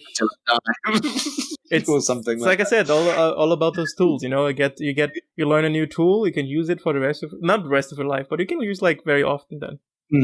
Yeah, exercises. I have a love-hate relationship with it because I think everyone does as well. There are a few people that just love working out all the time, but I think it's very few people that are actually. They're actually lying. They're lying. They are lying. They must be. They're definitely lying. But it is amazing how much better I would usually feel after exercise, and I was very careful in the video to point that out, that it wasn't always. that sometimes you do exercise and, just because you went for a jog doesn't mean you're suddenly feel better. And I think that's the thing I'm trying to do with my channel now. And this is kind of coming back. You're kind of becoming a self-help guru. Yeah. But the thing I want to do with my channel is be real. So when I do these challenges, I don't want to say 100 days of exercise changed my life, because I think that would be unfair to say that. You are a realistic self-help guru that shows the results, instead of saying, "Oh, with this 5 tricks, you're gonna be a millionaire." Yo. Yeah, and that's why in a lot of my videos now, I'm quite careful to say, yes, it was good, but there is a limit to how good these things can do. It's not. For example, right now I'm doing a challenge where I do 30 days meditation, because I've never done meditation before. I've done it. I've tried it, and I've had varying levels of success with it. And so far, I would say that this month I have managed to be quite calm. But I've already been careful in this video to say, but I don't want to just say just because I'm meditating and feeling calmer. It can't hurt. It's definitely not hurting the process. But I'm so anxious not to give people the wrong advice or false hope. I want them to come to my channel, and I want people to come to my channel and get positivity, but I also want them to trust what they're getting. Yeah. Does that make sense? Yeah, I get it. It's like instead of like writing a self-help book about weight and you being heavily obese, you're actually trying to like writing a self-help book where you like go through the process of losing weight and maintaining that weight, basically. Yeah. So it's like it really doesn't help if you yourself are not the thing that you're trying to teach. Exactly. And coming back to the meditation thing, I've done it a few times. I always fall off a little bit because like I don't find the time, or like I just fall off, have no interest in it anymore. Meditation can be very, very many things. I think the best explanation is doing something consciously to trying to shut down your inner thoughts. Or not shut down, but like calm down your inner thoughts. And that can be dancing, that can be fighting, that can be listening to music. But it has to be not passively, it has to be done actively. Yeah. So not everyone is going to sit down and meditate. Some people can't do that. Some people are going to run and meditate, actively running, not passively running, actively thinking about your like how you breathe and how your foot moves, for example. That's already like part of meditation. Being self-aware enough that you're actively doing things like with your mind and acknowledging those things, those tasks, those steps to like bring a level of like security in your mind, and like, oh, I'm doing this actively and this is what I'm achieving. And this can be many things. It doesn't need to sit down and I suppose if the goal is to be mentally clear and emotionally calm and stable, or at least an emotionally calm and stable state, then it doesn't really matter what the tool is to get there. It's just about focusing your mind on whatever. Well, this is what I'm learning. I've only been doing this for 12 days. So this has sort of been my takeaway from it. It's sort of focusing your mind on an object or a task, maybe, or something. For me, it's had varying levels of success. Some days I'm able to sort of achieve the sort of mental clarity that people are hoping for, and other days I've not been able to tune into it at all. And maybe it's because on those days I'm not choosing the right thing. Maybe I need to be trying something else. But that's the whole point of these 30-day challenges, is a learning experience. When I was doing like meditation more actively, I actually got to a point where like I could literally like for a few seconds not think of anything. My mind was completely blank, and that's a very good feeling, actually. Yeah. See, I'm not quite. I'm not there. I'm definitely not there. Just for a few seconds, but like that feels actually pretty good if you can get there. I'd like to be able to get there, because I think, like you said, because also there's then an achievement in itself, weirdly. It's weird because you don't think about it much. You're not thinking. Like, it's like your thoughts are blank. Like, it's like as blank as it can be. Like, of course, there's like a background noise, but like your thoughts are so blank that you can you still acknowledge all the stuff around you, but it's a very calming. And when people talk about like spiritual experiences, I think what they mean is just like they never experienced such a thing, and experience this thing, and therefore it feels spiritual. But it's just like your brain, you being able to actively engage with your brain without it like firing up all the synapses all the time. I think it's just your brain just like slowly like calming down. So in such a form that it gives you like euphoria a little bit. Yeah, I think I can understand that, because I have managed to be very calm, and when I have finished, it's felt almost euphoric. I've not managed to, so I do definitely get that. I think the other thing as well is, even if you don't get it right, it's sometimes nice to just take a breather, take 5-10 minutes just for yourself to do nothing. You know, whether or not you manage to meditate, you know, how you're supposed to or not is almost secondary to sometimes just the physical break is just as important sometimes, I think. Yeah, I agree. So meditation is cool. Pretty dope. So is it? I'm hoping that by the end of this, I'll be able to. Oh no, that takes longer. No, not achieve what you're talking about, but I'm hoping I'll be able to kick on. I'm hoping that it will be. I'm hoping that I will have reached a point with it where I think, right, now I actively want to continue this, keep going. Because with some of my challenges, I do, some of them I don't. Basically, there was a thing. I don't know if I can search up the research for it now, but there's like research based on like how long does it take for your body or for your mind to accustom to do something, and it was something like around 60 days, like basically 2 months. You need to do this for 2 months for your body to say like, for your body to like actively stop refusing you to do the thing. Yeah. So it's like before that it will refuse with all its might to not do that, to not give up mental power or physical like energy. It's like, because your body is just your body is a walking energy efficiency machine. That's what it is. It wants to keep energy in and not let energy out, be mentally or physically. Your body is just there to survive and fuck, of course, and all the other functions. But it's like, and that's why it's so. In Germany, there's a word called innere Schweinehund, and it's like the inner pig swine, or not pig swine, dog pig. And a dog pig in German is like is a rascally beast, you know, like it's lazy and it's loud and snory all the time. So it's like, right, it's lazy like a dog and like fat like a pig. I'm loving this. Yeah, and it's like you have to defeat your inner dog pig to do your tasks. And some people can like pretty much like handle it and kill it first try, and some people have to do it again and again and again and again and again and so on. So yeah. So I think that you might be onto something there with the 60 days as well, because with my previous 30-day challenges, not a lot of them have stuck. They've stuck in to a certain extent. They've you know, with the vegetarian one, I now eat a lot less meat because I learned a lot more, you know, vegetarian recipes and vegetarian ways of cooking. With the no social media one, for a while I didn't have social media on my phone. I re-downloaded Instagram today actually, but so something sticks for a bit.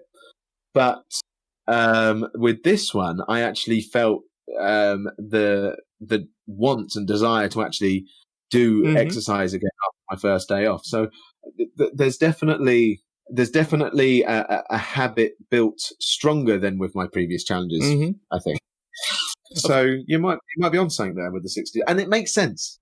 It makes sense that it takes a while for your body to build a habit. To not fight against you and say, no, I don't want to do it. Fuck you, John. I don't like exercise. You're not cool. You're not cool with the kids, okay? That's not cool, yo. Like, I don't want to do exercise. It's lame. It's lame, yo. I imagine like my body constantly like talking like a child that wants to act cool. So it's like, yo, bro, no, bro, come on, bro. Don't do this to me. Cool. Be cool, bro. Like, do that other thing, yo. Yeah, that's definitely how it feels. Actually, that's a very good analogy.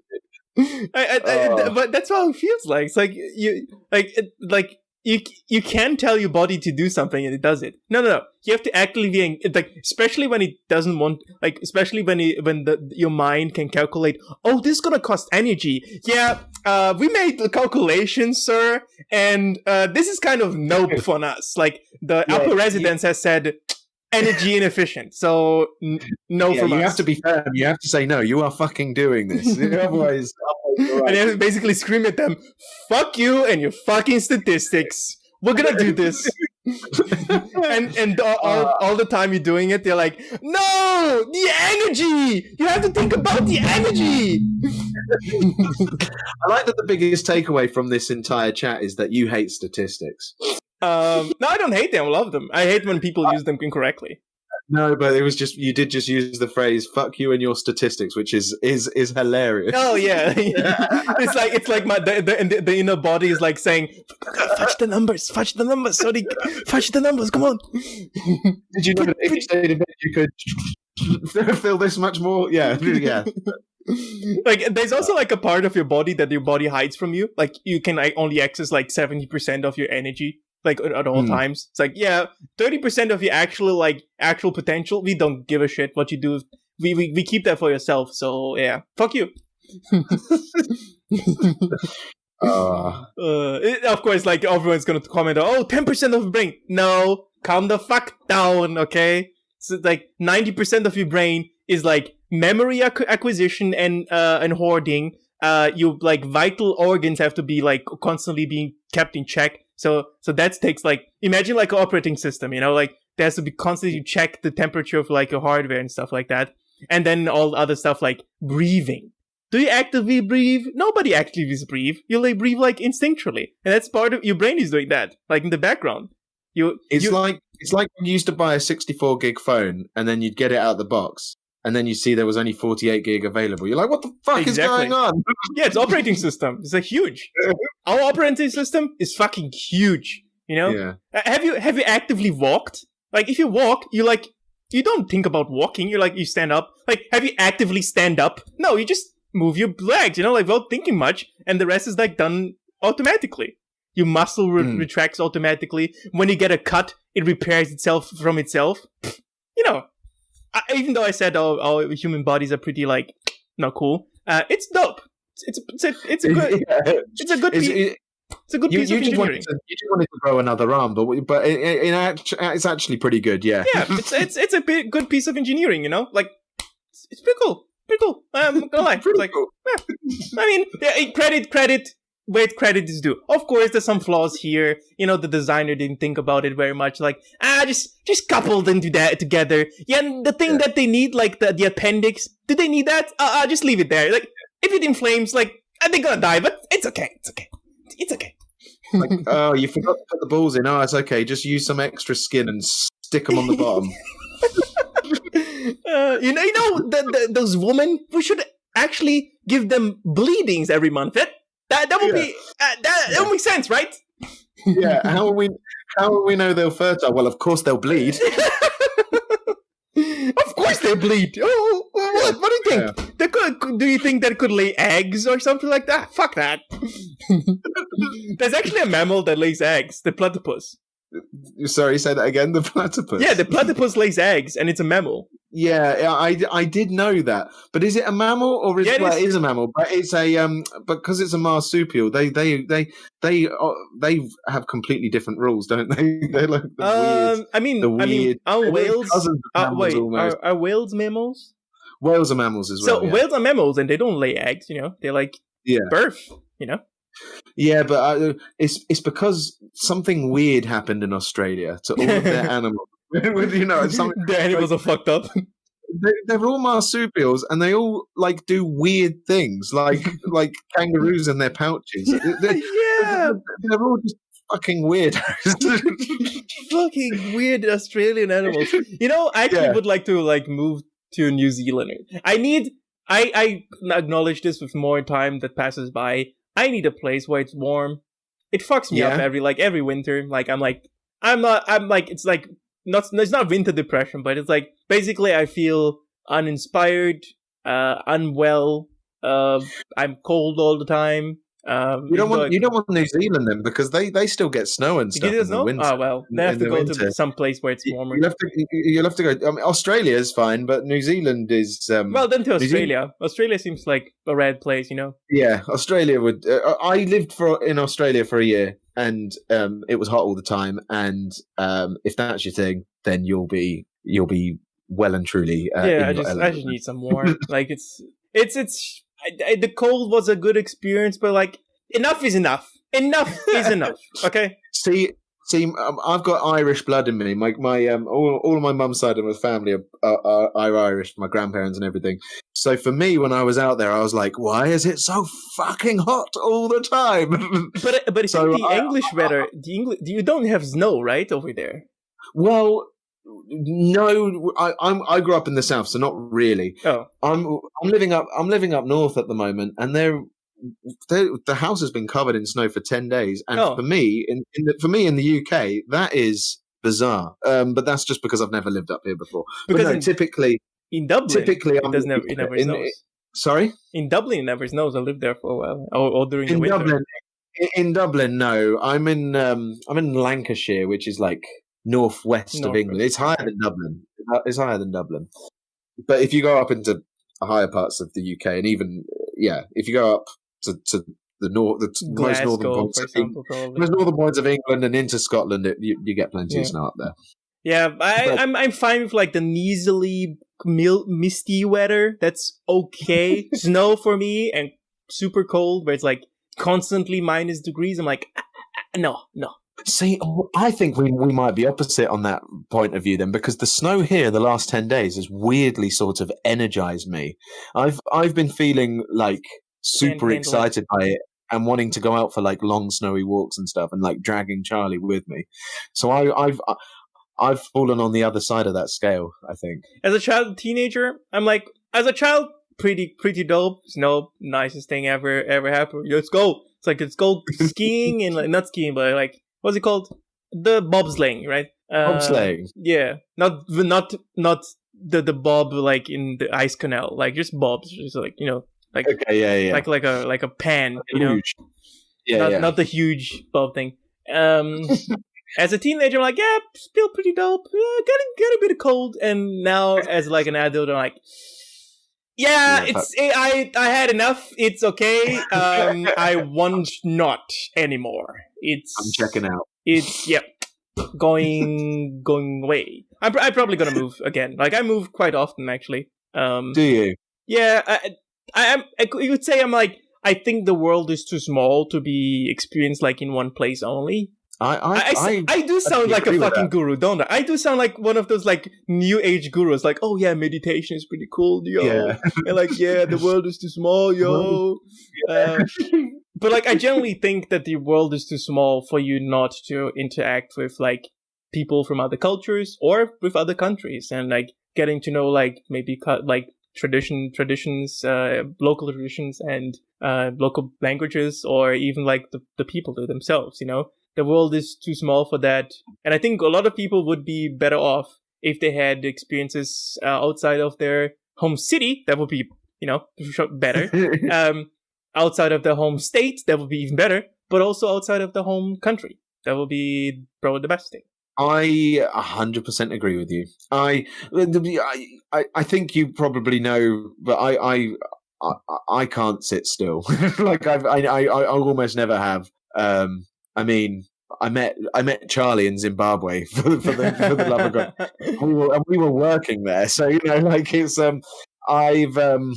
I have this exact same feeling as you, that there's so much I want to see, and it's so small that it's accessible, but also I always think with that it sounds so wanky to say travel sort of broadens the mind, but it broadened. So I don't want to say like it as generally as that, but it certainly did with me, and therefore I don't see why it wouldn't be true with others. Travel around, but your mind also has to already be open for new experiences. There are people that travel around the world, never care to like learn different language or traditions or the culture. They don't actually give a shit. They actually avoid it. Yeah. No? Yeah. So you have to already be like at least a little bit open. Curious. Yeah, that's the word. Curious towards other things. Now, if I could make like YouTube as my job, that would be pretty dope, because then I don't need a workplace and I can just take my camera with me. I mean, I do a lot of gaming, but like I can also do like writing scripts. Like once I finish a game, I spend a lot of time writing scripts, and that's like and then I can if we can get editors. Okay, let's since we're like nearing the end, let's talk about YouTube a little bit and about social media. Yeah. So wrap up with a bit of YouTube. That seems like seems like I avoided the topic. I'm proud of myself. You know, like normally I just jump into YouTube and say, yeah, let's shit on YouTube and talk shit on YouTube. This time, no, it's a positive episode. Like positive person here. So positive episode this time. So, okay, a little bit of negativity. Have you ever experienced, like, do you use Twitter a lot? If not, we can jump over the topic. I have used Twitter a lot. I've avoided using it as much as I did before recently, but I have used it a lot. Okay, so here's my theory, my hypothesis. My hypothesis is that once you enter Twitter, because there's like such a small character amount that you can write, there's an urgency to what you write. So you have to make it as short as possible and as much information as possible. And that information gets fumbled together. And therefore, you get into arguments unnecessarily. And the moment someone wants to dispute what you claim, even though it might be poorly worded and poorly communicated, you enter fight mode. And that's why Twitter is not necessarily toxic, but so misunderstood. Does that make sense? That does make sense, and it would go some way to explain why it feels so toxic. Exactly. So, and YouTube, on the other hand, is actually pretty like consistent. You know, like you can write as much as you want, you can express as much as you want, and I think that's a positive thing. It's like long form content is actually accepted on the platform. People watch that. Maybe they will not actively watch that or actively listen to what is being said, but generally speaking, I think it's a better environment to convey information, you know? And one of the things that I noticed with YouTube recently is that YouTube doesn't really care what happens on the site as long as it's making money. Yeah. But I don't think that's a bad thing. Or let's say in the system we live right now, there's moral ambiguity to what you do with your platform. So, that's like, wow, that sounds like a politician. Fuck. I sound like a liar right now. I'm sorry. I don't know if I can trust a word you're saying. I like, has he said anything? Okay, so in clear text. Capitalism is there to make money. If you're making money, nobody cares what actually happens behind the scenes. YouTube is making money. And if YouTube is killing kids in the background, nobody would actually care. So, that's what I mean. Like it doesn't really matter. It doesn't really matter what YouTube does. As long as they're making money, it's all fine. Because, you know, our rules are pretty much like, make money, doesn't care what happens in the background. And so, my question is to you. Do you think that how long do you think YouTube will stick around? It depends on the ability of other platforms to innovate. And I don't necessarily mean there needs to be a rival website to YouTube. I'm not saying someone needs to create a completely similar platform. It means, will some of these bigger platforms that have business models that are different to YouTube adjust theirs to be similar to YouTube? Say something like, I don't know, Amazon and Twitch. Yeah, exactly. Yeah, that sort of thing. Facebook and Facebook gaming. It's interesting because I think they're still too similar. I mean more like Netflix. Twitter. Netflix. Oh, okay. Yeah, I mean some of these other websites. I'm asking the question because YouTube and Twitter could not be like as different as it can be, because one is like clearly a social media website and the other one's like clearly a content-driven website.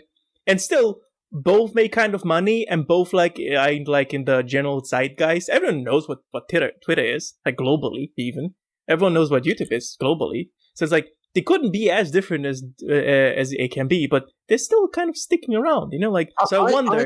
I don't think the differences are as great as you paint them, because you're right in that Twitter you've got this character limit, which means that you have to make an impact with your words. Yeah. But on YouTube, the people that stick out are the ones that make an impact. So, Mr. Beast.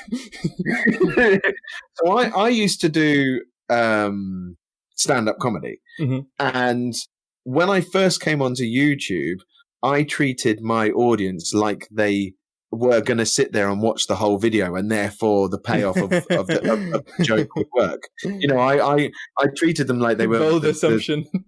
Yeah, like I treated them like they were the stand-up audience. They were going to sit there and they were going to watch the full thing. It wasn't a conscious decision I made. It's just something I realized I was doing. I was like, well, people aren't going to stick around to the end so that the joke makes sense if they're not inclined to at the beginning. So then I started to change how I made my videos so that they were more engaging from the beginning. Yeah. So already, even though I'm not one of the YouTubers who does things just for impact, I'm still mindful of what impact my content has. So I have more time to explain opinions, but I have just as little time to engage someone's attention as Twitter does. So I think that's why sometimes they can feel similar, and I think that's why sometimes certain YouTubers might feel toxic. It's not because they necessarily are, but it's because the way that they've had to, the formula that they've found to keep people engaged with their content involves structuring their videos in a certain way that it makes an impact from the get-go. But as for how long YouTube will be around, it's such a hard question to answer because it's still new. It's still so new, and it doesn't feel it because isn't it 15 years old now? Bro, almost a teen. Yeah, but in terms of how long TV's been around or how long the internet is still relatively in its 30 years or something like that. So it's so hard to know. Like YouTube to me, I think I've said this in another podcast, but YouTube to me still feels new because I was such a latecomer to the game. I sort of just ignored it for years and years and years. For me, not anymore. Like I probably the day I arrived in Germany, I had YouTube. So like 9 years old. That was like since I was a teenager, not pre-teen. So I was a kid. It was always there for me. I always looked at videos, but I didn't realize how I didn't interact with it in the same way that I did now. I didn't find myself part of communities or engage with certain creators.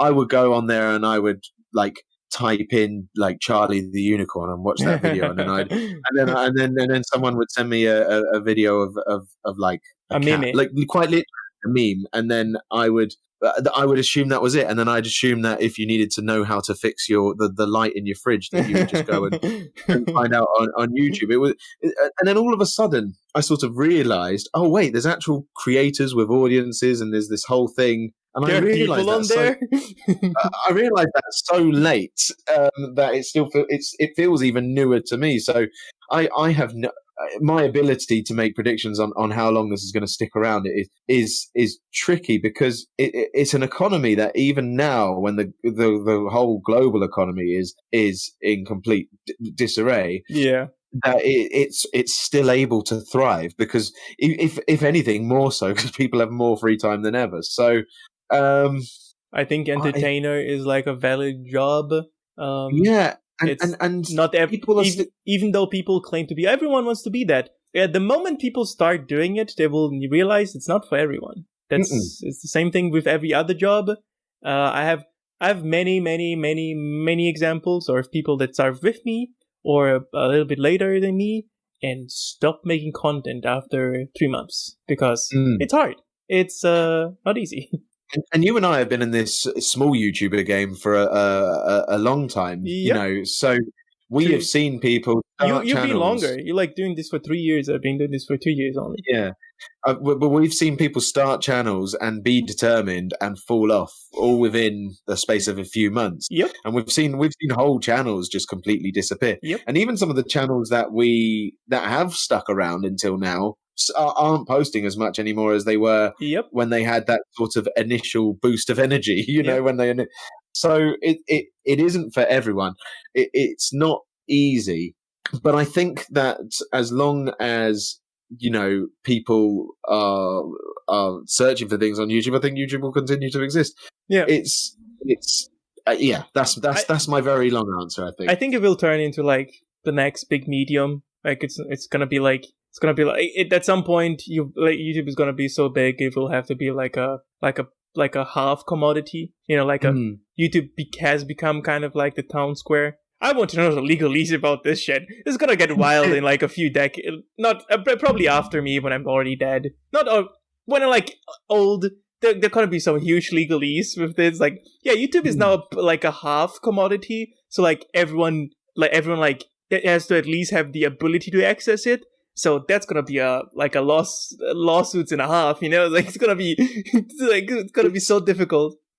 It is mad, isn't it? And people still want to be YouTubers. It's like one of the most. It's like if you ask children what they want to be, apparently it's one of the most common answers. And they're not saying Instagrammer or TikToker yet. They're still saying YouTuber. Maybe that language will change over the next. And I hate that we call it YouTubers. Like it's video, it's content creator, really, isn't it? Because you don't go onto Spotify and say, "Oh, look at this Spotify." Yeah, and you don't go on to. Yeah, you say streamer, and even on an author, you don't read them on your Kindle and go, "Look at this Kindler." It's just, it's a content creator, video maker. Yeah, and even but the thing is if you say you're a filmmaker, people think that not filmmaker or whatever maker. You want to call. It's like a video maker.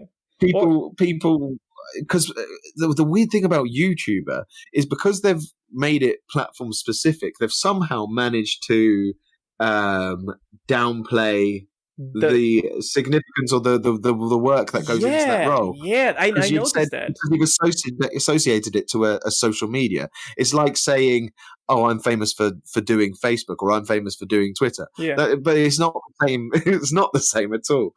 And the weird thing is, like, people get when we're talking about, we're not really talking about statistics. We're talking purely statistics. Some video content creators have like thousands more like views and engagement than any like news show or any show on TV. So some TV shows exist for like 10 to 12 years, and some video content creators are like blowing those numbers out of the water. If you think about Mr. Beast, like go onto Mr. Beast's channel, and you don't even have to go that big, and you can see creators that are he's been blowing out TV out of the water completely. Like not even close. And mainstream TV are still fascinated by it. Certainly here in the UK, whenever like say KSI goes onto a chat show over here, they'll just be like, "Oh my god! So tell me, you're a YouTuber, and how do you make money sitting in your bedroom?" There's still people. Media and people forget video making. Like even the KSI that maybe has like some impromptu stuff has to come up with the idea. Maybe you also write the script, get the cameraman, get the mic man, get all the people involved. Maybe record something again and again. It's like any other video production, and people treat it like, oh, it's just a camera and a room. Yes, to a certain extent, there are certain people that do that. But even that, you have to have an editor, behind that. Some doing like the magic tricks behind the camera also. So it's like, sitting around, like, it takes effort, even though it's like looks effortless sometimes, Yeah, I mean, I try not to get annoyed by it. And to be honest with you, most of the time I'm not. But I think it all comes back to that language of ignorance. Of YouTuber. No, ignorance, but of YouTuber, of saying like this person is a YouTuber. Yeah. This person is. I've been actually trying to get rid of the word YouTuber and like using content creator or video maker because that's probably not a bad habit to be in. To be honest with you, I mean, language is always war. Language always like if you think about like how we use language to like not go to war in the sense of like we're fighting anybody. We use language to change how people think and how people perceive things. If you say video creator, content creator, you already like have a different connotation to it. So automatically it becomes different. And the more people say it, the more it gets accepted. So the connotation that video creator has gets, puts a veil on YouTuber, and now it's seen as something else. Streamer has a completely different connotation than like YouTuber. Yeah, and if you said a Twitcher, I think you're right. It's probably not a bad habit to be in. Yep. Also, it might help me, gain the respect of my in-laws. Don't do this. It's not responsible.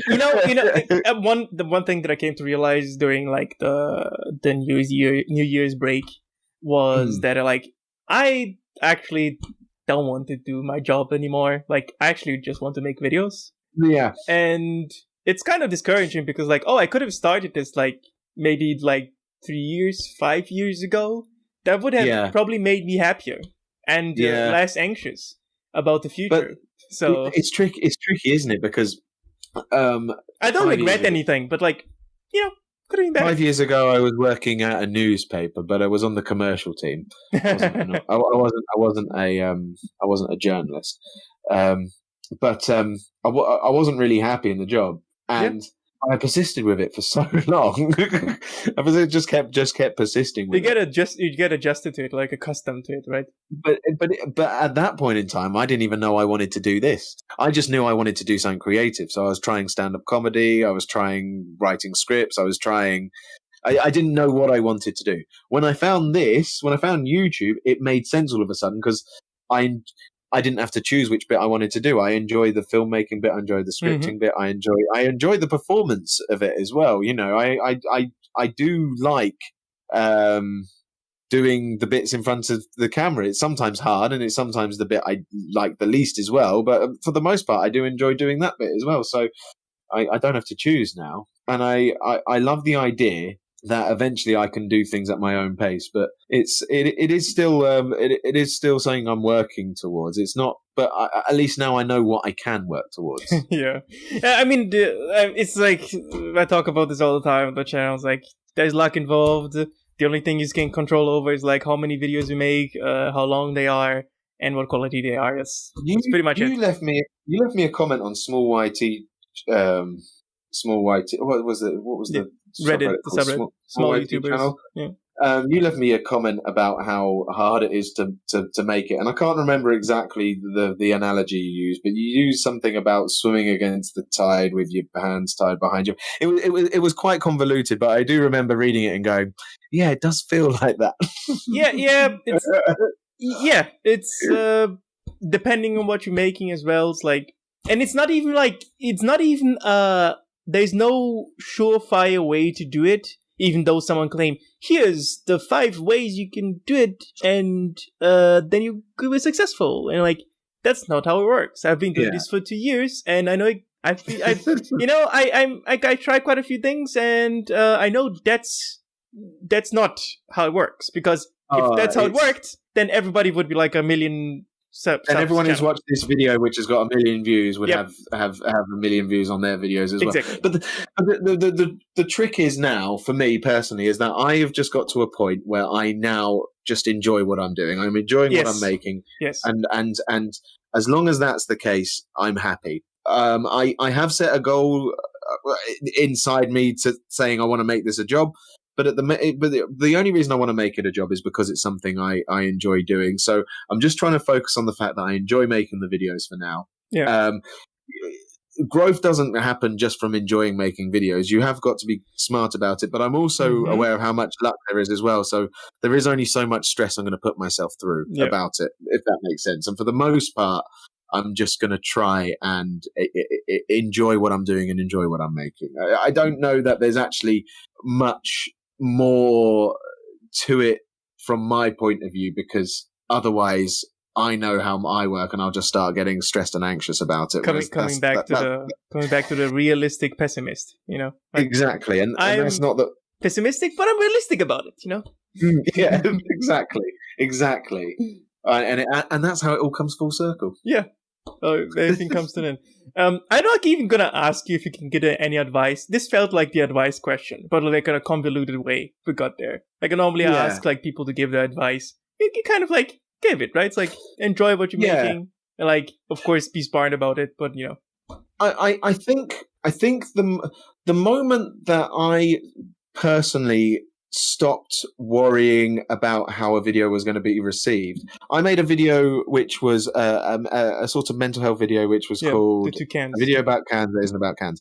And that was the first video I was anxious about putting out because it was the first video that wasn't a comedy video. I tried to include some elements of comedy in it, but it wasn't a comedy video. But actually, the moment I let myself put that video out and was the moment that I stopped worrying about whether or not my audience wanted that, was the moment that I had fun. And it was also the moment that I started making better videos. And it was that led, I think, because Jackmate saw that video and tweeted it out. Mm-hmm. It only gave me something like 30 subscribers, but I was really happy with that. But I think that was the thing that brought me on his radar. So you never know what is going to work and blow up for you, but my bit of advice is simply to make sure that you enjoyed making it. That it sounds wanky and it sounds like I'm being the guru now, but it's the bit that has made me the happiest, and I think it's the moment that brought me the most success. So from that point of view, just because it worked for me doesn't mean it will work for everyone, but being happy, with what you're making has got to be the starting point, I think. Yep, I agree. I mean, probably the reason why people stop is that they don't enjoy it anymore. I mean, when you stop, and they let the fact that they, it can be disheartening if you put all the effort that in the world into a video and then you put it out and it does okay or worse than other videos which you didn't put effort into. It can be very disheartening, and I can see why people would stop. It's bold. It's bold of you to assume that quality equals views. We simply know that's not true. It is bold, but I think we all convince ourselves that if we keep putting out high quality stuff, eventually, get away with this American dream stuff. I'm just kidding, just yanking your chain. But it's a reality we have to face at some point as a video creator. That's exactly what I was going to say. But so it is disheartening. But once you realize that actually, once you stop focusing on that and focusing on, well, did I enjoy making it? Of course, part of enjoying making something is having an audience to share it with. Yes, of course. I'm not trying to be too idealistic, but I think as long as you enjoy making it, you will come back to making more. Okay, John. Yeah. Thanks. Do you want to plug your stuff? Do I want to plug myself? Well, yeah. My channel is The Boy John. The Boy John. The Boy John. The Boy John. Yeah. Inside joke here for everyone. Channel joke. My Twitter is The Boy John, which I don't really often use, but when I do use it, you don't want to miss that nugget of gold. It's usually just to promote a video. It's the same with my Instagram as well. I use that to promote a video. That is I am The Boy John because someone stole The Boy John and I can't get in touch with them. It's an inactive account, but oh well. But no, yeah, that's where to catch me on. I'm gonna start streaming as well soon, but I haven't come up with it. I'm gonna link everything in the description as always. Yeah. Thanks for dropping by. Do you want to say bye to the people? Giving the goodbyes. I want to give the guests more input on the end of the episode. Normally I just say, "Oh, have a nice day." No. Give your personalized goodbye to the people. All right. Well, in that case, I hope you've enjoyed this 2-hour ramble, and I hope that you've enjoyed learning, that statistics are to be ignored, and I hope you've enjoyed this podcast. And from the bottom of my heart, I would just like to say, piss off.